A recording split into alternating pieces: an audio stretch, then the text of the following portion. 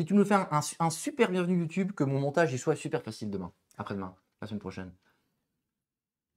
Salut à toi, petit YouTube. Non, ça va pas. Ah, c'était pas ouf, hein. 5, Salut YouTube, YouTube, 3, YouTube, 2, hello YouTube. 1. Salut YouTube!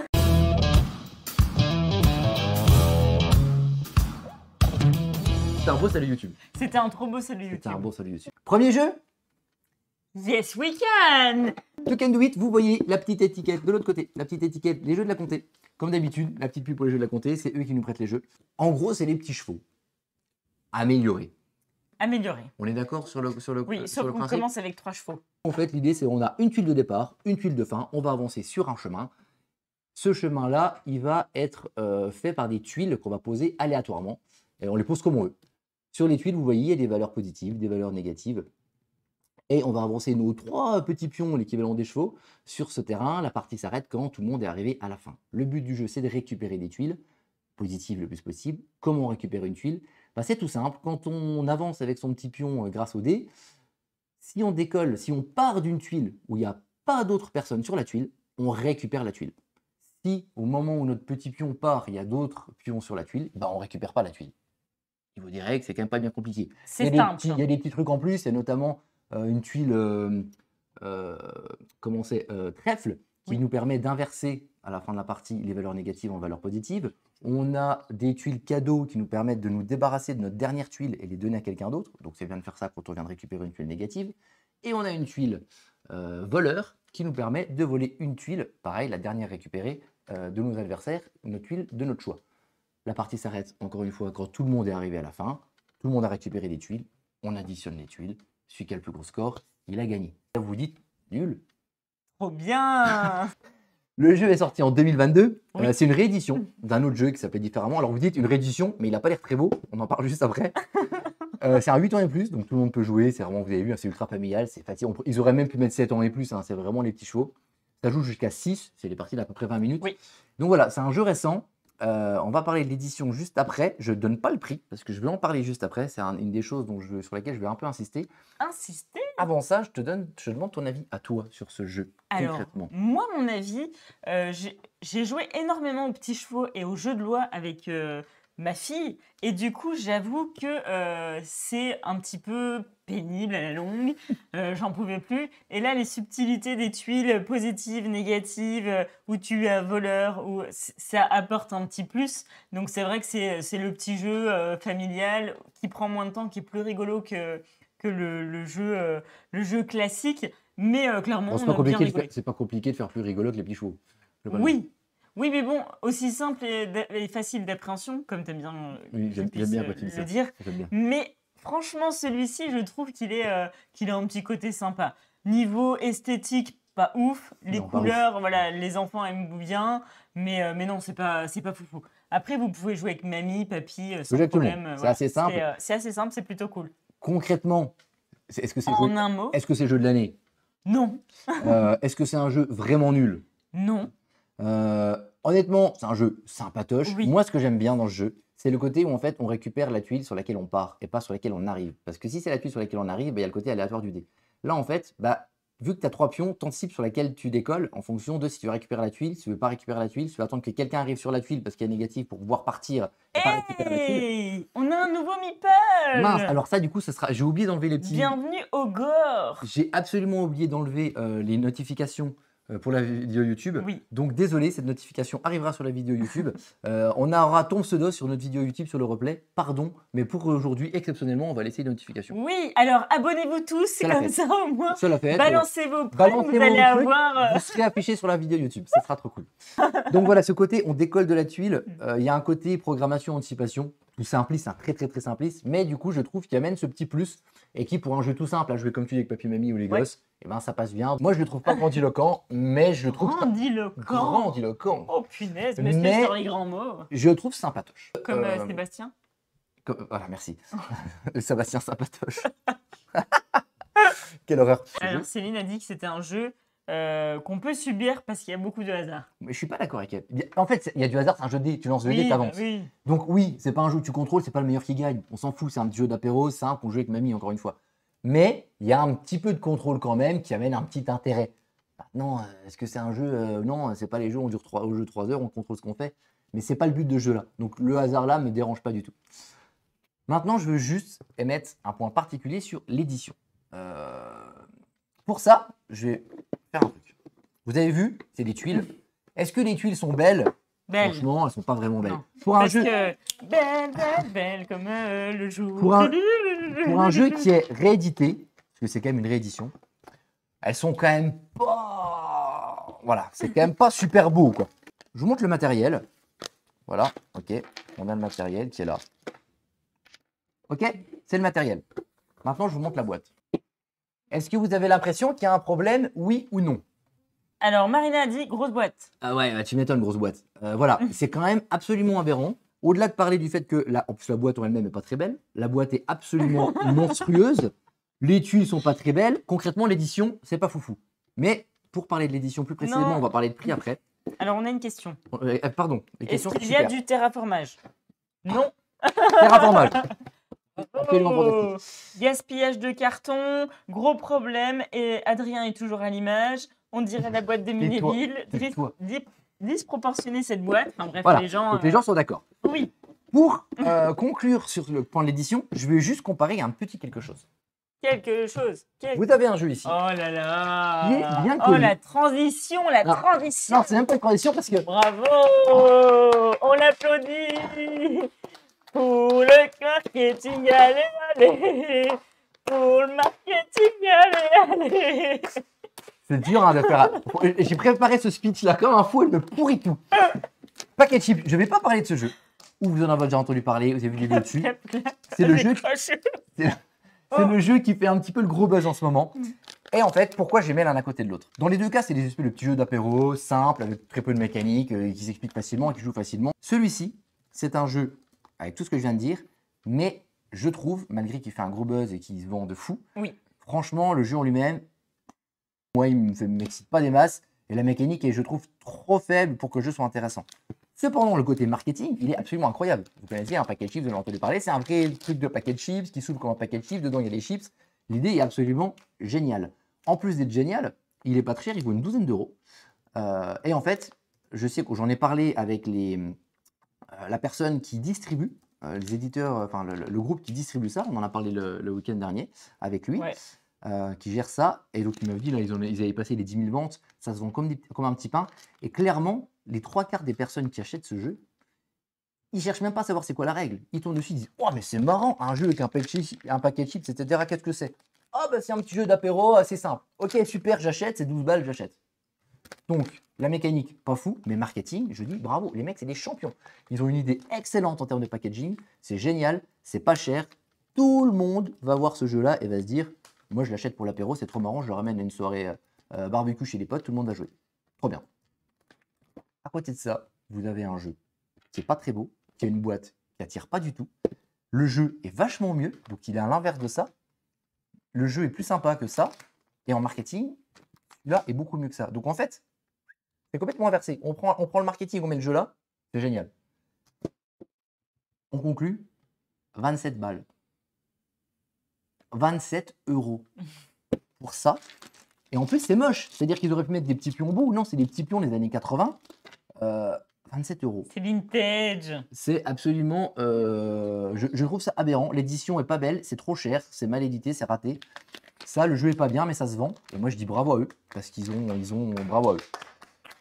Voilà mon. Je suis pas d'accord avec lui. Paquet de chips, c'est trop cool. Vous allez chez des amis, vous savez pas, des allergies au gluten, je sais pas quoi. Vous allez prendre l'apéro, vous offrez un petit paquet de chips, trop drôle. La petite blagounette qui va bien quand on arrive. J'adore. Oui, marketing, mais le jeu en lui-même, il n'est pas foufou. Ça va, on peut rire comme disait tout le monde. Disait tout le monde. Mais tout le monde sur le chat, c'est ce qu'ils sont en train de dire. Tant que tu as les bons joueurs et tout, il y a des barres de rire qui peuvent se faire. Ça peut être ultra drôle suivant les petites chips qui sont tirées au sort. Et toi, moi, je pense que c'est gentil, bon enfant. et le toucan, avec, en termes d'édition et de prix? Eh ben, le toucan, c'est un peu déconnant. Un peu? Mais moi, Non mais... Ah, d'accord, ça fait des... Oh! Oh! Je trouve que c'est du foutage de gueule. Je ça trouve n'a- que c'est très cher pour ce que c'est, effectivement. C'est quoi l'intérêt sur une boîte aussi grosse? Les Bah, gens, ils sont pas attirés aucun par une boîte intérêt, comme ça. aucun intérêt. C'est vraiment idiot. Donc voilà, on a dit ce qu'on en a. On a passé un peu trop de temps sur Oui. ce jeu si petit. Parce que... Mais on va, avant de conclure et de dire si le Ah jeu oui, est validé c'est vrai. ou non, il va falloir qu'une personne intervienne pour Oui. nous donner son avis. Donc c'est une invitée prestigieuse que nous avons. Prestigieuse, attention. Nous avons la chance de recevoir ce soir. Non, Ce malgré son maillot, ce n'est pas une femme de footballeur, mais c'est Jade. Bravo! Bienvenue à toi! Toi, c'était un jeu sympa, t'as rigolé, t'as... Qu'est-ce qui se passe? C'est très rigolo. Et quel était le moment le plus rigolo pour toi? Dis-moi tout. C'est que j'ai perdu. Et au niveau des couleurs, t'as pensé quoi? Le design, le marketing, le prix? Est-ce que toi, tu... Le marketing, une gosse de 8 ans. Oui, mais est-ce que toi, par exemple, tu prendrais 27 € dans ta tirelire et tu achèterais ce jeu? Trop cher. Trop cher? Mais oui, il faut le vendre 4 balles. Est-ce que t'as aimé le petit toucan? Oui, mais par contre, je vais juste te dire un truc, c'est qu'il y a les casse-voleurs. Et les casse-voleurs, faut mettre une cagoule, comme fous ta cagoule. C'est la fille à ta mère, elle. Ouais, je sais. Voilà. Merci, Jadou. Et le jeu en lui-même, qu'est-ce que tu en as pensé? Est-ce que c'était drôle? Est-ce que tu as bien aimé? Est-ce que tu t'amuses? C'est très gros, c'est très drôle. C'est mieux que de jouer aux petits chevaux, t'es d'accord avec ça? Ah bah oui, c'est plus coloré déjà. Merci à Jade d'avoir viré Adrien de l'image, c'est vachement plus Ah, c'est agréable à super. regarder. Vous voulez que je reste? Est-ce que vous voulez que je reste? Adrien, on s'en fout, on le barre d'ici. Au revoir. Salut. Salut! Bonne nuit! Conclusion, est-ce que c'est validé ou est-ce que ce n'est pas validé? Eh ben pour moi, je valide. Eh ben moi je ne valide pas. Il n'est pas validé car effectivement le jeu est sympatoche mais que sympatoche et vu le prix, Et là, vu c'est les... classique. il y a trop d'erreurs de design, de marketing, d'édition pour valider ce jeu-là. C'est dommage. Franchement, sincèrement, tu fais la même chose à 12 € dans un petit sachet avec des trucs un tout petit peu plus mignons. Et franchement, c'est faisable. Quand on voit avec Packet Chip, c'est largement faisable. Clairement. C'était largement validé. Allez, un peu plus parce qu'il y a plus de tuiles. Allez, 15 €. 15 Oui, €, c'est 15 OK. €. Mais là, c'est pas possible pour moi. Deuxième jeu. Cryptid. Alors, quand on voit Cryptid déjà la boîte, eh ben, c'est un peu comme le jeu d'avant. On se dit, bon, c'est pas super beau. Objectivement, là, bon, c'est pas. Et pour les gens qui connaissent un petit peu un minimum, ils vont dire, mais Mais, bon, vous présentez surtout des nouveautés 2021-2022. mais Celui-là- lui, il celui-là- existe depuis longtemps. Bah, il n'existe pas depuis 2022. Mais Depuis quand il existe? depuis quand il existe? Je te le demande. Depuis 2018? Oh, bravo, ouais, elle m'écoute quand même. Pas mal, pas mal, pas mal, pas mal. Donc effectivement, il existe depuis 2018. Alors qu'est-ce qu'il fout là? Donc pourquoi on en parle alors qu'on parle surtout de nouveautés dans ces émissions-là? Parce que effectivement, Cryptid, on a vu il y a un mois et demi, ils nous ont mis les jeux nominés au Spiel. Le Spiel, pour les gens qui ne connaissent pas, c'est l'équivalent de l'As d'or, mais en Allemagne. Comme l'As d'or, eh ben, ils vont récompenser les meilleurs jeux qui sont sortis l'année passée. Ce qui veut dire que ce jeu-là, c'est juste qu'il vient seulement d'être édité en Allemagne. Il n'était pas édité avant. Il est édité chez nous en 2019, du coup, en France. Et il est arrivé en 2021 en Allemagne. Et c'est pour ça qu'il est sur la liste du Spiel. Et moi, je n'avais pas trop entendu parler. J'ai vu les autres nominations. Donc la plupart des jeux, je les connaissais sur la liste. Savez-vous ce que veut dire le Certains- mot cryptide? Qui c'est qui nous fait Non, moi je te pose la question. Ah, c'est- Créature dont l'existence est contestée ou non confirmée. En gros, c'est le monstre du Loch Ness, quoi. Il y avait les jeux que je connaissais pas trop et qui, franchement, me font pas envie, moi, me branchent pas des masses. Et je suis tombé sur celui-là. Et c'est le seul de toute la liste que je connaissais pas qui m'a intrigué parce que j'ai trouvé la mécanique vachement originale et assez étonnante. Et je me suis dit, mais vas-y, fais ta vie. Hein. Ouais. Et je me suis dit, il faut absolument qu'on l'essaye, mais effectivement, c'est pas une nouveauté. Mm. Et donc, le but du jeu, en fait, on a un plateau. Il va y avoir sur ce plateau seulement une zone où, pour chaque partie, il va y avoir le cryptide. Et on va se poser des questions entre nous. On va essayer de deviner où est le cryptide. La personne qui a deviné où il est a gagné. On va donner des indices, tout ça. Je vais vous expliquer la règle en détail. On va avoir un plateau modulable, en gros, qui va être constitué de 6 éléments, 6 grosses tuiles. Et comment on va placer ces éléments-là? Et bon, on va piocher parmi une centaine de cartes qui va nous dire, une carte qui va nous dire dans quelle disposition on va mettre ces tuiles-là. Ces tuiles, elles vont être disposées de différentes zones. Il va y avoir de l'eau, de la forêt, du désert, la montagne et le marécage, j'ai rien oublié. Il va y avoir des petites zones particulières avec des pointillés qui vont être en contour rouge, qui vont un petit peu expliquer où il peut y avoir tel type d'animaux, etc. On va placer différentes structures qu'on voit là, de différentes formes et de différentes couleurs. Et une fois que le plateau est placé, ok, super, on va pouvoir attribuer à chacun un petit guide et un numéro particulier. Sur ce numéro que chacun va voir dans ce guide, on va chacun avoir une information, un indice qui va nous indiquer où peut être le cryptide. Pour ça, on va avoir du matériel chacun, des petits disques et des petits cubes comme vous voyez là, qui vont nous permettre de répondre aux questions que chaque personne va se poser pour avoir des informations sur le cryptide. Je m'explique. On va prendre un exemple. Moi, mon indice, par exemple, c'est le cryptide est forcément ou dans un désert ou dans une forêt. Par exemple, Blandine, son indication, ça va être le cryptide va être à maximum 2 distances en termes de petites zones, de petites tuiles, d'une structure bleue, par exemple. Et donc, ça, c'est les indices qu'on va tous avoir. Et on va se poser des questions. Moi, par exemple, je vais poser une question à Blandine. Je vais mettre un petit pion sur une zone et je vais demander à Blandine, selon ton indice, est-ce que le cryptide peut être ici? Blandine va me répondre. Si elle met un petit disque à l'endroit où j'ai posé la question, ça veut dire que oui, le cryptide peut être ici.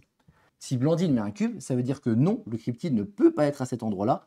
Vu qu'elle a répondu négativement, moi, je vais prendre un cube aussi et je vais le placer à un endroit aussi où mon indice me dit sur lequel il ne peut pas être.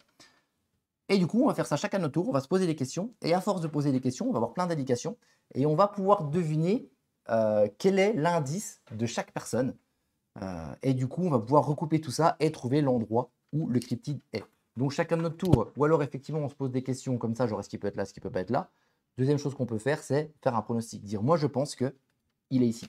Si tout le monde met un disque à l'endroit où j'ai fait le pronostic, et bien effectivement, c'est qu'il est là. On a gagné. Si il y a au moins un des joueurs qui met un cube, ça veut dire qu'il ne peut pas être là.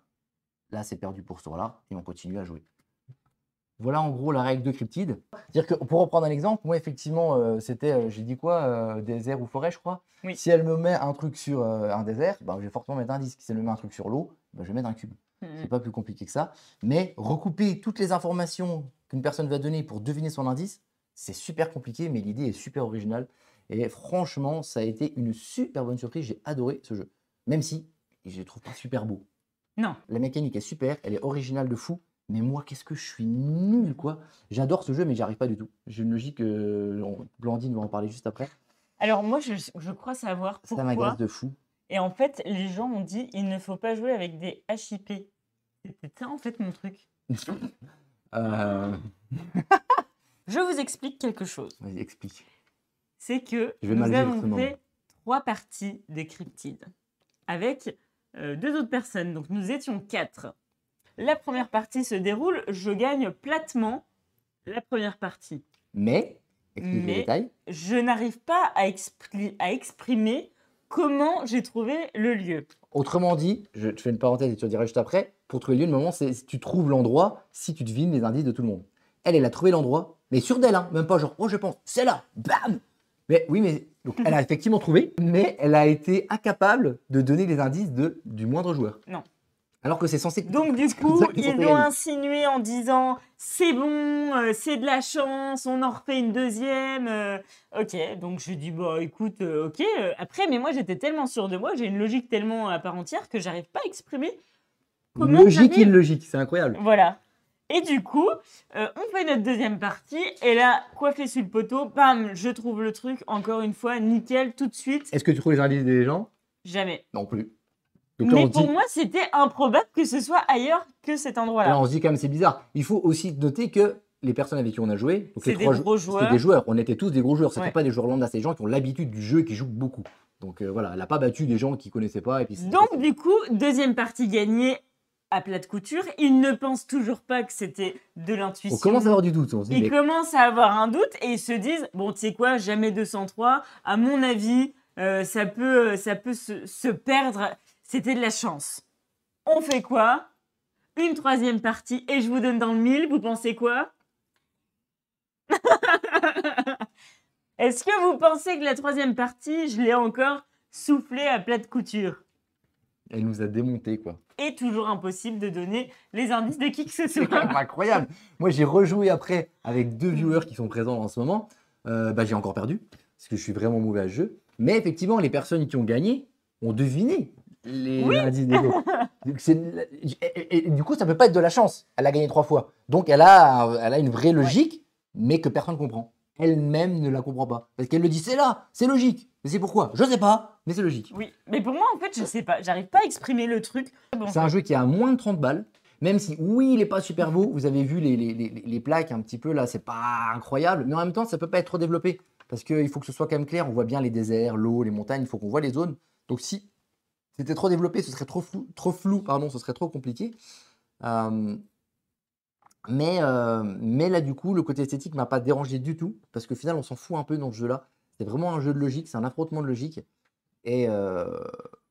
Et franchement, idée super, mécanique super, originale. c'est un style de jeu très à part entière, mais je trouve ça cool de jouer de temps en temps à ce genre de jeu. C'est super. Et j'ai vraiment aimé. Et pour le coup, je crois, dis-moi si je me trompe, j'ai l'impression que ça peut plaire, justement, que ça peut convenir à des non-joueurs, justement. Oui. Parce qu'on est dans un délire de logique. On C'est n'est pas ça. dans un délire de jeu, de mécanique de jeu, d'optimisation, pose d'ouvrier, deck building. C'est un jeu où ça va être un délire de logique. Les gens qui adorent les sudoku, à mon avis, toi, ça va leur plaire, quoi. Je pourrais le conseiller à peu près n'importe qui. Et encore une fois, même des gens qui n'ont pas forcément la bonne logique, qui sont pas très bons. C'est mon cas, je suis vraiment pas bon à ce jeu, mais je prends vraiment plaisir à chaque fois. Mais, Vous parlez des non-joueurs comme s'ils étaient des moldus. Bah bien sûr, nous on est des Bien sûr, c'est des Gryffondors. moldus, quoi. Donc c'est important de parler quand même effectivement de la cible de joueurs. Et je pense que vraiment ça peut toucher tout le monde. Je dis pas que ça plaira à tout le monde, mais ça peut potentiellement toucher n'importe quel type de joueur ou de Bah, non-joueur. puis après, par exemple, tu vois, tu as des cousins ou qui viennent un week-end et tout, qui sont pas trop joueurs et que toi t'aimes bien jouer. C'est le type de jeu que tu peux sortir sans Exactement. souci. Oui, les règles sont quand même ultra simples. Sympa. Moi, j'ai été agréablement surprise par ce style de jeu. Ouais. Parce que je m'attendais pas du tout à ça. Et sincèrement, quand j'ai vu les tuiles comme ça, je me suis dit, ah, ça va être un style à la Catane ou des trucs. Je m'étais pas du tout regardé sur le jeu. La boîte m'inspirait pas plus que ça. Les visuels, quand tu as installé le plateau, c'était pas ouf non plus. Non. Et en fait, la mécanique était vraiment trop cool. Bah, tu sais que je m'interroge depuis que j'ai gagné de savoir comment j'ai réussi à gagner. En ce qui me concerne, je valide vraiment. Moi, je valide à 1000%. C'est validé par ProNipple. C'est validé! Super content d'avoir Chapeau, joué à les ce jeu-là. gars. Et je pense que d'une manière ou d'une autre, je pense qu'on va le récupérer celui-là. Parce que moi, il m'a vraiment Moi, plu. il m'a. Et ouais. la mécanique est tellement originale qu'il va peut-être Et faire en partie de la tarif, bibliothèque. du coup. Moins de 30 €. Ouais, Donc ouais, on non, le trouve à, c'est- je dis moins de 30 parce que ça sur le Philibert, tu vas le trouver à 27-28, mais les boutiques c'est toujours un peu plus, c'est toujours quelques euros de plus, donc une trentaine d'euros maximum, quoi. On Pardon. enchaîne? Chaîne. Enchaîne. Troisième jeu. Mourir amour enchaîné! Pardon. Bon, l'avantage c'est que c'est juste First Empire. On a déjà quelqu'un qui nous a dit qu'elle avait beaucoup aimé ce jeu. On ne donne pas notre avis tout de suite, comme on l'a dit. C'est un jeu qui m'avait intrigué au début, quand il est sorti, parce qu'il a fait son petit buzz. Il est sorti en février, je crois, il y a 2-3 mois, donc 2022. On va dire ça tout de suite d'ailleurs, pour pas dire de bêtises. 2022, il est à 35 €. Donc il est tout récent, hein. Je crois que c'est février à peu près. J'ai commencé à regarder le pitch, et puis j'ai vu qu'il y avait des dés. Les gens qui viennent ici de temps en temps savent que moi les dés c'est pas mon truc, le côté aléatoire m'embête un peu. Donc je me suis dit, bon bah tant pis, je vais pas l'essayer, de toute façon il y a trop de jeux à essayer. Les jeux de la comté, comme d'habitude, qui nous prêtent les jeux, ont un petit peu insisté. Et donc, nous voilà sur First Empire, qui est un espèce de petit risque, genre type développement de territoire. C'est un jeu qui, je spoil un peu la vie de fin, mais qui peut toucher vraiment toutes les sensibilités de joueurs. Et faites gaffe, parce que vous faire toucher par un jeu, c'est pas évident. hein. En tout cas, en tout cas, c'est ce qui a été annoncé. Est-ce que c'est le cas et est-ce qu'effectivement c'est peut toucher tout type de joueurs, c'est-à-dire petits joueurs parce que les règles sont simples, gros joueurs parce que malgré tout c'est sympa, il y a du développement. Eh ben, le suspense est à son comble. À son comble! À son comble. C'est effectivement, comme on l'a dit, un espèce de mini risque avec la bagarre de dés en moins quand même. C'est-à-dire qu'on va utiliser des dés, on va les utiliser pour se déplacer, mais on va aussi et surtout les utiliser pour se développer. Car en effet, c'est un jeu de développement simple, dans le bon sens du terme, au niveau d'un plateau perso. Il y a 5 catégories qu'on va pouvoir développer, les 5 colonnes qu'on voit. Chaque colonne étant, la première, ça va permettre d'augmenter le nombre de dés qu'on va lancer. On commence avec 3 dés, mais on va l'augmenter au fur et à mesure. La deuxième, ça va permettre d'augmenter le nombre de lancers qu'on peut faire avec ces dés-là. La troisième catégorie va nous permettre d'augmenter le nombre de mouvements de meeple qu'on va pouvoir faire sur le plateau. La quatrième va nous permettre de piocher des cartes supplémentaires, les cartes permettant d'avoir des objectifs pour marquer des points de victoire, en plus des points classiques. Et enfin, la dernière, elle permet d'augmenter la quantité de meeple, donc d'armées qu'on va pouvoir mettre sur le plateau. Comment se passe le jeu? Il va se passer en 3 phases. Chaque personne va avoir 3 phases de jeu. La première étant, je lance les dés. Donc la quantité et le nombre de fois, ça va dépendre des 2 premières colonnes qu'on va développer. La deuxième chose qu'on va faire, on va déplacer des meeples sur le territoire, donc pareil par rapport à la troisième colonne. Si on arrive sur un territoire où on a plus de meeples que l'adversaire, on va conquérir cette zone-là. Mais ce qui est super cool, c'est que c'est beaucoup moins punitif que risque. Risque, tu perds, ton armée est morte, le mec il te fait D6, D6, D6, tu meurs au bout du début de la partie, t'es foutu et tu t'emmerdes toute la partie. Là, c'est beaucoup moins punitif et c'est beaucoup plus sympa. La troisième partie, ça va être une fois qu'on a fini de développer notre civilisation, on va faire une progression de civilisation. Et en fait, comment on va progresser? Et ben, ça va dépendre des jets de dés et de où nos meeples sont placés sur le territoire. Par exemple, je lance des dés, c'est sur mes dés, j'ai 2 bleus. Je vais pouvoir avancer la colonne bleue de 2 dans mon développement, si et seulement si j'ai aussi 2 meeples sur un territoire bleu. Si je lance 2 dés bleus et que j'ai qu'un seul meeple sur bleu, je vais pouvoir augmenter que d'1. Si j'ai 2 meeples sur une zone bleue et que je lance qu'un dé bleu, je vais encore une fois pouvoir augmenter de 1. Il faut les deux qui sont associés. Donc si par exemple, je fais 2 oranges, un vert, un bleu, et que j'ai 2 meeples sur des oranges, un meeple sur un vert, un meeple sur un bleu, je vais augmenter de ces 4 facteurs-là. Donc, ça va être un jeu de développement qui va dépendre des dés, mais les dés, on va pouvoir quand même changer, on va pouvoir améliorer la quantité de dés qu'on va lancer, on va pouvoir améliorer le fait de pouvoir relancer des dés un peu à la Yams, donc un petit peu changer ce côté un petit peu aléatoire. Et du coup, ce côté-là, je le trouve quand même assez sympa de pouvoir effectivement changer ça avec ces dés, malgré que voilà, soit dépendant des dés. Donc on a vraiment un développement de territoire. Mais les dés, c'est pas des dés qui sont là pour attaquer. C'est pas vas-y, je fais les 6, je fais les 6, je fais les 6, je te défonce. Ils sont vraiment là surtout pour se développer. Et grâce à ce développement-là, on va avancer sur le territoire et conquérir des zones. Donc voilà un petit peu comment ça se passe. La fin de la partie, on va compter les points de victoire. Les points de victoire, je ne sais pas si on peut remettre vite fait. Voilà, si on regarde par exemple sur un plateau, hop, on va mettre le plateau là, voilà. Si vous regardez bien, en fait, sur chaque colonne, par exemple la colonne de gauche, la colonne orange avec les dés, on voit qu'on commence à lancer 2 dés, et le cube bleu, là où il est, donc de notre famille, il est sur 3. Donc c'est-à-dire que dès qu'on a augmenté là, on va pouvoir lancer 3 dés. Si on augmente sur la zone d'après, on va pouvoir lancer 4 dés, et ainsi de suite. Et en face du 3, il y a le nombre de points de victoire. Donc par exemple, si on s'arrêtait maintenant, on marquerait 3 points de victoire grâce à la colonne orange, 4 points de victoire grâce à la colonne bleue. Je suis aveugle, donc je ne vois pas trop les points de victoire, mais vous devinez l'idée. Donc voilà un petit peu comment on va marquer les points de victoire sur la partie. Donc ça, c'est la majorité. Il y a des petits points de victoire en plus, notamment grâce aux cartes, et des petits points de victoire, notamment grâce à des petits territoires qu'on va débloquer en avançant, mais là, on rentre dans les détails, donc l'idée, c'est de faire bref. C'est déjà un poil trop long. C'est peut-être un détail pour vous, mais pour nous, ça veut dire beaucoup. Ça veut dire qu'il était libre, heureux d'être là malgré tout. Il y a des gens qui sont arrivés ou quoi que tu t'es emballé d'un coup? Non. Non. Il y a des gens qui sont partis. Non. Non. Moi, j'adore ce côté pas punitif où si on perd, juste on recule sur une zone et on n'est pas là. Voilà. Une fois qu'on a notre quantité de meeple qui est sur le plateau, on gardera la même quantité de meeple. Donc voilà, on ne se fait pas défoncer et on subit la partie pendant 2 heures, ce qui peut être le cas dans un risque.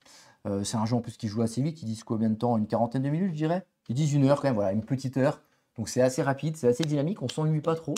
L'avantage de ce jeu, c'est qu'on peut mettre plusieurs coups à ses adversaires en jouant nos cartes et en mettant librement nos petits pions.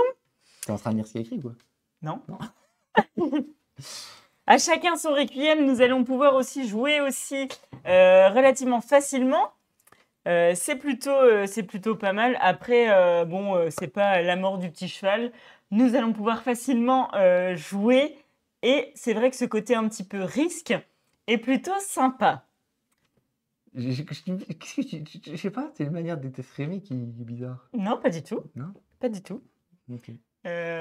Après, c'est vrai qu'on a différentes envies quand on regarde ce jeu.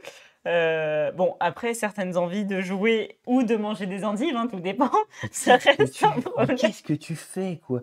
Ils t'ont lancé un défi, non? Ils t'ont lancé comme défi pourri. Et mon endive. Il fallait que tu places des mots. Ah, les bâtards. Moi, je suis là à bosser comme un chien, à vous faire des vidéos super bien programmées, calées, avec des règles et tout, et les autres, ils me pourrissent, quoi. C'est un scandale. C'était facile. Et quoi, de placer endive, c'était ouf. Le endive, il était pas facile, apparemment. Il y avait mort du petit cheval. Mythique l'explication du jeu. Merci les gars, vous êtes sympas. Moi, franchement, ce jeu, j'ai trouvé très cool. Ok, donc là, c'est la vérification, il n'y a Oui. plus d'endive, il n'y a plus d'endive. Ok. C'est un jeu qui est abordable de tout. J'ai quand même des clap-clap Blandine. Oui, c'est pas mal, c'est pas mal. Placer des clap-clap, c'est pas facile. Moi, j'ai pris plaisir à jouer à ce jeu. Et j'avoue que de prime abord, la boîte m'intéressait pas plus que ça. Je me suis dit, oh là là, encore des tribus bizarres, à la risque, compliqué. Et sans déconner, en fait, j'ai pris plaisir, c'était cool. Il est simple, franchement. Ouais, ouais, Franchement, plutôt simple. dans les jeux type développement de territoire, où on avance et on a un petit plateau personnel où on doit se développer, franchement, il est vraiment simple quoi, à comprendre. Tu augmentes tes petits curseurs sur chacune des colonnes. Chacun des curseurs que tu augmentes, eh ben, ça te permet de t'améliorer dans une catégorie ou une autre. Point, quoi. Point. Enfin, tu as la règle du jeu. Et ça, franchement, je trouve ça vraiment top. Et puis, et là, ça touche du coup ce qu'on disait au début. Est-ce que ça touche tous les types de joueurs? Bah oui. Parce un mec qui aime bien les jeux, mais qui est pas trop joueur, qui connaît pas trop, qui est un peu moldu, mais qui a envie d'apprendre de la sorcellerie, et ben là, franchement, c'est cool parce que ça s'apprend facilement, il s'amuse bien. Et le joueur expert, qui connaît quand même bien les jeux, et ben il s'amuse quand même. Il prend plaisir parce que oui, c'est simple, mais simple, c'est pas un gros mot. Et là, pour le coup, c'est vraiment pas un gros mot. Il est simple dans le très bon sens du terme. Après, on va passer sur le côté marketing. Vas-y. Moi, je trouve ça dingue parce que les couleurs sont ultra travaillées. Chaque plateau personnel a une entité vraiment propre à elle. Et surtout, ces doubles plateaux, moi, je trouve ça dingue. De quoi, la double couche? Oui. Ah bah, les doubles couches, de toute façon, maintenant, il y a beaucoup de jeux qui font ça maintenant. La double couche, ça devient essentiel. Et moi, ce que j'ai le plus apprécié dans l'esthétique, bon, voilà, il y a un beau terraformage. Moi, ce que j'apprécie particulièrement, regardez ça, je trouve ça absolument top. Oui, Vous avez en fait 5 petites boîtes pour chaque. c'est Donc, ça. ça joue Les jusqu'à petites 5. boîtes, ouais. Donc tu choisis ta civilisation. Donc en fonction de la civilisation que tu prends, en gros, tu démarres pas au même endroit sur le territoire. Et en fait, on a tous une petite boîte. Donc si tu décides d'avoir lui, hop, dans ta petite boîte, là à côté, bah, tu as tout. Voilà. Tu as tes cartes à toi, tu as tes petits meeples, tes petits cubes et tout, chacun dans sa petite boîte. Mm. Et ça paraît con, mais nous on est très sensible à Oui, l'esthétique. oui. Ah, on est sensible. Hein. Et Ouh là là, on est des sensibles. Et au côté pratique aussi du rangement, je trouve ça super. En gros, on commence, on pose le plateau, chacun pour sa petite boîte et puis gère avec sa petite boîte. On n'a pas le sac plastique, ah bah tiens, franchement, ça Classieux c'est. le rangement. Ouais, Moi, j'avoue. trop bien. Ouais. Franchement. Et du coup, pour 35 balles, ce petit côté esthétique bien chouette, un petit jeu. Et même le côté de la boîte, sur chaque côté, vous avez les différentes civilisations. Ça me fait trop rire. À chaque fois qu'on parle d'un jeu, moi je parle des mécaniques et toi tu parles de la boîte. Bah ouais, mais c'est super important. Non, mais c'est super, je sais pas, mais au moins un peu. Et donc voilà, ça peut vraiment plaire à tout le monde. 35 €, pareil. Est-ce que c'est le jeu de l'année? Non. Non, c'est pas le jeu de l'année, mais pour les gens qui aiment bien les petits jeux de développement de territoire, super cool. Pour les gens qui connaissent pas trop, qui aiment bien, qui ont envie de s'en approcher et qui ont envie d'avoir une approche simple, eh ben, ça peut convenir à tout le monde. Donc, est-ce que c'est le jeu de l'année? Non, parce que nous on est difficile. Est-ce que le jeu est bien? Oui. Est-ce qu'il est conseillable? Oui. Est-ce qu'il peut aller dans une ludothèque? Carrément. Oui. Et je pense qu'on pose pas la question si c'est validé ou pas. Validé. C'est validé par l'équipe de Meeple. Largement. Largos. La grosse boîte Bubuche, 4e jeu. Bubuche. Là, on est sur de la grosse boîte. Alors, on est aussi sur un jeu de développement de territoire, mais comme vous avez vu la boîte, c'est de la grosse boîte. C'est un jeu, on va le dire tout de suite, donc qui est sorti en 2021 celui-là. Oui. Pas totalement actu, je crois que c'est octobre-novembre 2021. Bon, ça va quand même, hein, il a moins d'un an. C'est un jeu qui vaut une centaine d'euros, entre 90 et 100 €. Donc on est quand même dans du gros jeu, bien cher, un jeu, des parties qui vont durer entre 2 et 3 heures. Donc la partie qu'on a fait, c'était 2h30, je crois, Ouais, deux bonnes ça. heures et demie. C'est du 14 et plus, clairement du 14 et plus. Là, on est dans du expert, on n'est pas dans du moldu. On n'est pas dans du moldu. Et donc le thème, on joue chacun des dieux égyptiens, donc ça joue à 2 à 5, donc il y a 5 dieux à choisir. Une légère asymétrie parce que chaque dieu a des petits pouvoirs particuliers. Et donc l'idée, c'est qu'il y ait un dieu qui prédomine l'Égypte. Ankh, c'est pas un jeu de figurines, malgré que, mais c'est un jeu avec des figurines. Comme vous avez vu, des belles et des grosses figurines. Et on va jouer sur un plateau divisé en 3 régions, séparées par le Nil, comme on en parlait tout à l'heure, on est en Égypte. Et en termes de figurines, on va y retrouver notre dieu, forcément, des guerriers pour chaque dieu qui vont nous permettre de nous développer sur le territoire. Il va y avoir des monuments qu'on voit en jaune et noir, là, dont on va pouvoir prendre le contrôle. Et plein d'éléments qu'on va pouvoir ajouter au fur et à mesure dans la partie, notamment d'autres figurines qu'on appelle des gardiens. Et l'idée, ça va être de se développer sur le territoire, forcément, grâce à différentes actions. Chaque joueur, à tour de rôle, va jouer 1 à 2 actions parmi 4 qu'on voit sur le plateau, du même nom qu'on appelle action. La première action qu'on peut faire, c'est déplacer des figurines jusqu'à 3 cases chacune. La deuxième action, ça va être d'invoquer des nouvelles figurines. On va devoir les invoquer à côté des bâtiments qu'on contrôle ou des bâtiments que personne ne contrôle. Troisième chose qu'on va pouvoir faire, c'est recruter des fidèles. Les fidèles vont permettre de faire pas mal de choses et notamment, ils vont nous servir pour la 4e action qui, elle, va permettre de déverrouiller ce qu'on appelle un pouvoir d'Ankh. C'est là où on va arriver dans la phase de développement personnel de son dieu que chacun retrouve sur sa fiche de dieu.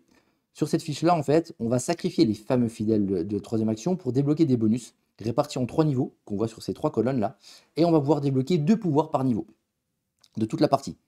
Et à chaque fois qu'on fait une action, quels que soient donc pour les 4, on va avancer un petit jeton, et si on arrive à la fin de la ligne, eh ben, on va débloquer un événement en avançant sur la piste événement en question. Et les événements, c'est justement une condition de fin de partie. Si on arrive à la fin de cette piste-là, ça arrête la partie tout de suite. Quand on avance sur la piste, 3 événements sont possibles, en fonction des petits symboles qu'on voit. Le premier, ça va être de construire un monument. On va devoir le construire adjacent à une de nos figurines. Deuxième chose qu'on peut faire, on va pouvoir déployer une caravane de dromadaires. Ça va permettre de diviser les zones existantes afin d'avoir plus de zones, plus de régions, et donc elles seront toutes plus petites, et qui nous permettra du coup de faire plus de conflits. Les conflits, justement, c'est le troisième événement qu'on va pouvoir faire, et ça va être un petit peu tout l'intérêt du jeu, les petites guéguerres entre nous. On va passer les détails parce que c'est assez compliqué, mais en gros, il va y avoir une bataille de majorité, de figurines et de monuments contrôlés dans chaque région. Les joueurs, ils vont utiliser des cartes de bataille qui auront des actions spécifiques et des valeurs qui vont augmenter la valeur de la force de la bataille. La force de la bataille, elle va être régie par le nombre de figurines qu'on a. Et en gros, les perdants, ils vont perdre toutes leurs troupes. Et les gagnants, ils vont gagner des points de dévotion. Donc là, c'est la piste que vous voyez ici. La piste de dévotion, c'est un petit peu les points de victoire, si vous voulez. Et atteindre le haut de la piste, c'est une autre condition de victoire. Si vous arrivez tout en haut, eh ben, vous avez gagné la game tout de suite. À savoir que sur cette piste-là, sur les événements, vous avez vu, il y a 5 conflits. Au 4e conflit, s'il y a des joueurs qui sont encore sur la zone rouge, vous avez vu, une zone rouge sur la dévotion, une zone bleue, les joueurs qui sont sur la zone rouge ont instantanément perdu. Donc tu ne peux pas dire ouais, j'attends et je me développe, j'accélère à la fin. Ça, c'est pas possible.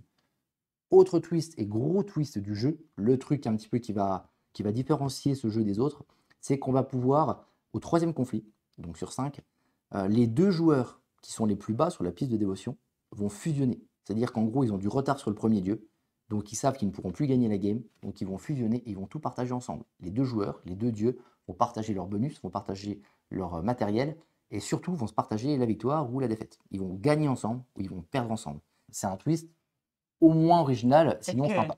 Twist and twist, vous y viendrez tous, twist and twist, et vous verrez tous, twist and twist, le monde entier est twisté. Pardon. Au départ, c'était dur. J'ai ramé. Et après, sans déconner, j'ai trouvé que c'était un jeu qui me correspondait pas trop. Ouais, un petit peu d'amertume au départ parce que j'arrivais pas en fait à piger le truc comment surtout que tu t'es fait quand même pas mal bouffer en termes de territoire. C'est ça. Le connaissant, je me suis dit, ok, tu te fais bouffer dès le début, elle va se bloquer quoi. Et du coup après j'ai trouvé que voilà, sans dire les mécaniques étaient ultra bonnes. À 3, c'était un peu compliqué parce que du coup j'étais tout le temps la dernière, j'arrivais pas à choper les petits persos supplémentaires. C'est des mécaniques qui sont au niveau de l'appréhension pas ultra simples et pour moi, enfin, c'est pas que c'est pas ultra simple, c'est que le fait de réfléchir à son territoire, à des choses comme ça, c'est pas quelque chose d'inné pour moi par rapport à comme Cryptid ou quelque chose comme ça. Madame, c'est le Cryptid, c'est inné. Hein, là, Et c'est vrai que une fois qu'on a fusionné et on s'est drivé toutes les deux avec Wikicéline, clairement, ça allait un peu mieux, mais je reste quand même sur un petit goût amer. J'arriverai tu pas. t'es pas régalé de fou. Non, je me suis pas régalé de fou et la partie a duré longtemps en plus. Moi, là où je te rejoins moyen dans ce que tu dis, c'est quand tu me parles effectivement tu as eu un petit peu du mal à appréhender les mécaniques. L'optimisation, c'est difficile, c'est le jeu expert. Optimiser son territoire Ouais, et tout, à quel endroit, machin. Ok, ça c'est compliqué, c'est complexe, c'est le principe d'un jeu. Si c'est trop facile, il n'y a pas trop d'intérêt. Effectivement, on veut ton jeu à First Empire qui est plus simpliste et qui est très bon pour autant. Mais la mécanique de base, c'est ce que j'ai essayé un petit peu d'insister sur le moment quand j'ai expliqué les règles. Il y a 4 actions en fait. Tu as le choix entre 1 à 2 actions, tu en as 4. Tu te déplaces, tu poses une autre figurine, tu achètes des fidèles ou tu développes ton plateau perso.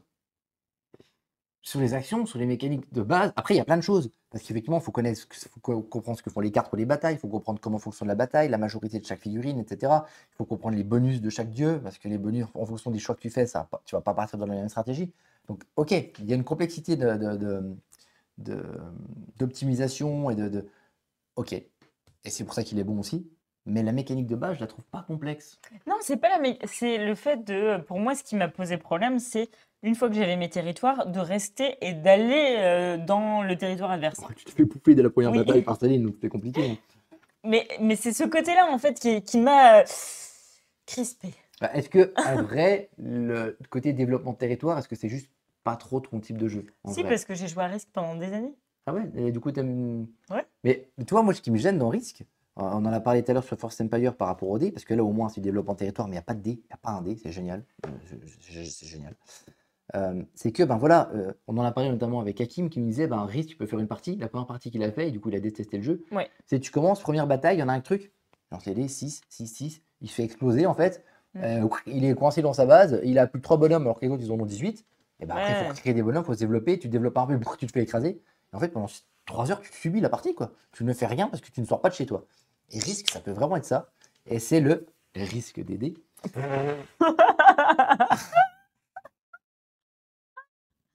Et en fait, N'importe ça, quoi. dans Force Empire, tu ne le ressens pas parce que tes dés, l'idée, c'est pas de faire des valeurs, c'est de trouver des couleurs, ça va trouver des bonnes synergies pour effectivement se développer correctement. C'est ça. Là, on n'a pas ça. Et donc, ben, voilà, c'est juste de l'optimisation. Et forcément, si tu ne développes pas bien, que tu n'anticipes pas bien tes développements, tes mouvements, bah, tu vas te faire écraser. Ça reste un jeu expert. Il y a d'autres points de règle que je n'ai pas forcément précisé. C'était 3 minutes. Mais je vais en parler juste d'une de plus que je trouve vraiment bien. Quand tu fais ta première action, ta deuxième action doit être forcément d'en dessous. C'est-à-dire que tu ne peux pas faire ma première action, je vais faire la deuxième sur la ligne, et en deuxième action, je ferai la première. Non, il faut la faire dans l'ordre. En fait, sur le début, tu te dis, bon, oui, pourquoi pas. Et en fait, tu te rends compte que de faire ça, ça va te pousser à faire certaines actions pour bloquer le joueur d'après. Parce que si tu mettais l'action là, bon, ça va le faire avancer sur l'événement. Il aimerait bien la faire, mais le problème, c'est qu'il ne pourra pas faire l'action là après.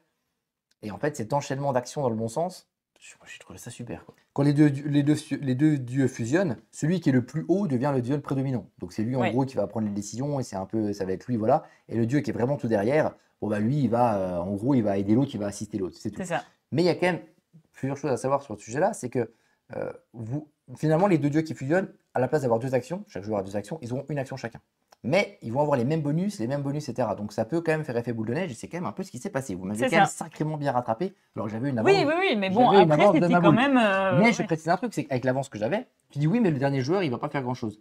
Quand tu vois le retard qu'elle avait Céline, Ouais. donc que vous aviez, bah s'il n'y avait pas ça, bah elle se serait fait bouffer à la fin de la partie aussi. Parce qu'elle était tellement en retard qu'elle serait jamais revenue. En fait, vu qu'elle a mal géré son début, elle ne vrai. serait jamais revenue. Donc tu dis oui, mais bon, en gros, je me fais chier parce que je suis l'autre, je ne fais qu'assister. Bah imagine si ça n'avait pas été ça, bah, dans tous les cas, tu ne serais jamais revenu, tu te serais emmerdé parce que tu te serais fait bouffer. Donc là, au contraire, ça te permet de revenir dans la partie. Donc moi, je trouve le twist intéressant. Après, je te rejoins sur un truc, c'est que entre l'idée sur le papier et la réalisation, c'est quand même pas pareil. Moi, sur le papier, j'ai trouvé ça super. Je me dis, waouh, génial, super bonne idée. Dans l'application, quand on a commencé à voir que c'était le 3e événement sur 5 où ça se passait, le 3e conflit sur 5, en gros, c'est aux 2 tiers de la partie. J'ai trouvé que c'était un peu trop tôt. Je me suis dit, mince, finalement, c'est un peu trop tôt. Et du coup, c'était pas si super que ça parce que ça arrive quand même trop tôt dans la partie. Et finalement, à la fin de la partie, je suis revenu sur ma première idée. Je trouve que si, il fallait. Parce que si c'était plus tard, vous n'auriez pas réussi à revenir quand vous êtes revenu. Parce que vous êtes revenu comme une maboules. Si Oui. la fusion Oui, était arrivée non, mais plus je suis tard, vous d'accord. n'auriez pas eu le temps de revenir. Donc là, vous avez le temps de revenir. Donc en fait, je suis partagé. Je trouve l'idée bonne. Est-ce que moi, je pense, pour vraiment avoir un vrai avis, notamment sur ce twist-là, il faudrait jouer à plus nombreux. Parce que là, à 3, il n'y en a qu'un tout seul contre les 2 autres. Oui. S'il y a rien que 4 joueurs, il y a 2 joueurs tout seuls et 2 joueurs ensemble. Et là, je pense que ça changerait quand même. Et il faudrait vraiment tester ça. On a testé que à 3. Est-ce qu'on pourrait montrer une figurine simplement? Ouais, Parce qu'on nous peut a faire ça. demandé, Pour je le me oui. demande si ce sont des jeux adaptés à 2 joueurs. Alors à 2 joueurs, moi Non. je pense pas. Oh non, Franchement, alors non. là, aucun intérêt pour moi. Aucun intérêt. Les petits guerriers qui ont cette taille-là, en gros. Ok, donc petite taille, on va dire assez standard. Par contre, les dieux, c'est des molosses. Hein. Les dieux, c'est vraiment des molosses. C'est vraiment des belles figurines qui sont super grosses et super chouettes, quoi. On a vraiment, voilà, hein, vous voyez par rapport à. On voit ma main, c'est quand même de la belle figurine. Tu On est vois sur ma du- main? On est sur du quoi, une douzaine de centimètres. Les finitions des figurines, c'est assez impressionnant. Ouais, elles Et, sont belles, hein. Elles sont vraiment Et belles. elles Hein. sont vraiment belles. Enfin, les côtés de la boîte, alors écoute, les côtés de la boîte, moi je trouve que c'est ultra travaillé. Je sais pas vous ce que vous en pensez, mais franchement, Les côtés de la boîte. c'est assez dingue. Est-ce que vous avez d'autres chaînes Twitch où vous parlez des côtés de la boîte? Franchement, Pas sûr. pas sûr. Là, Hein. je dois bien admettre que pas sûr. Pour les gens qui aiment bien les jeux avec des figurines et qui aiment bien le jeu de développement de territoire, il faut y aller. Pour moi, le jeu, en gros, pour moi, le jeu est bon. Le jeu est vraiment sympa. Les twists sont vraiment suffisamment intéressants pour donner envie d'y jouer et donner envie de refaire d'autres parties. Je ne sais pas si on aura l'occasion de refaire d'autres parties. Maintenant, est-ce que le prix justifie le fait d'y aller? Probablement pas. Si Sauf- tu n'es pas passionné de Voilà, figurines. sauf si tu aimes Ouais. vraiment les figurines. Moi, je suis plutôt un Eurogamer, donc je préfère les mécaniques Oh, le mec, c'est un l'ordinateur. Eurogamer. Je préfère tout ça voilà, aux figurines. Maintenant, c'était quand même un plaisir de les manipuler. Mais voilà, c'est cher, c'est un choix éditorial, c'est Après, moi qui suis pas ultra sensible aux figurines, le fait de jouer avec du matériel comme ça, tu sens quand même qu'il y a de la qualité, il y a du matos. De là à mettre 100 balles pour un jeu que tu sortiras parce qu'il faut des joueurs, il faut des personnes nous, non. qui aient envie voilà, de valider. Est-ce que c'est un bon jeu? Oui. Est-ce que c'est un jeu pour lequel nous, on casserait, on viderait notre bourse? Moi, je dirais que non. Probablement pas, mais des gens qui aiment. Un mec qui aime Risk et qui aime les figurines, il va y aller. En fait, en gros, ce qui paraissait ultra original, c'est sympa, c'est pas non plus le truc qui va déstabiliser la méta, mais ça reste sympa. Donc voilà, le prix est conséquent. Tout à l'heure, moi, j'ai pas pu valider To Can Do It Oui. parce que le prix était trop conséquent, il n'y Oui. avait pas d'intérêt. Là, le prix est conséquent, mais il est justifié. Je trouve que c'est quand même quelque chose de plutôt cool. C'est plutôt cool globalement. Franchement, on peut Et, pas dire, et on peut pas dire c'est quelque chose qui c'est a été cher, travaillé. mais on sait pourquoi. Ah, on sait pourquoi S'il y là, a les des trucs gars. dedans, moi, je le valide. Écoutez, pour moi, c'est un jeu, comme je le disais, pour pouvoir valider à 100%, il faudrait refaire une partie, mais c'est un jeu quand même où les mécaniques et plein de petites choses m'ont fait penser que c'est un jeu que je pourrais valider. Et il a des qualités indéniables. C'est ça. Donc voilà, les 4 jeux qu'on vous a présentés ce soir sur le thème globalement de territoire et développement de territoire. Bon, à part le premier qui est pas ça, mais si on pousse le vice, on avance sur des Oui. villes, on avance sur un territoire, donc on pousse le vice, c'est un peu hors sujet, mais donc on essaie toujours de faire un petit jeu type apéro et ou jeu à deux, après des jeux type famille initiée et puis au moins un gros jeu. C'est ce qu'on essaie de faire à chaque fois. To Can Do It, petit jeu d'apéro, tu as des petites qualités très simples, mais L'apéro, qui a l'apéro. fait qui je trouve fait une grosse erreur de design et de marketing qui lui a empêché d'avoir la validation et l'étiquette Promeeples. Oui, il n'est pas validé par l'équipe. On a Cryptid qui est un jeu totalement 100% original. validé. Aïe! C'est un jeu qui est effectivement nominé au Spiel et qui a effectivement d'énormes qualités, notamment son originalité de mécanique qui est absolument fantastique. Lost Empire, petit jeu de développement de territoire et de développement de gestion, simple, dans le bon sens, vraiment. Et Ankh, jeu de développement de territoire, gros mastodon, grosse boîte, un peu cher, mais des belles figurines, avec des petits twists intéressants qui lui sont propres et qui lui amènent une belle qualité. Ouh, la belle qualité. Merci à tous de nous avoir suivis. N'hésitez pas à liker ce chaîne YouTube que vous voyez, c'est juste en dessous. Et n'hésitez pas à mettre des petits pouces bleus parce que nous, on adore les bleus. C'est vrai qu'on est obligé de faire ça à chaque fois. Oui, et aussi, on vous aime d'amour. Et merci de nous avoir suivis. Et rendez-vous sur Twitch pour plus d'interactions. Oui. Allez, hein. Tu le fais bien. Hein. Ouais.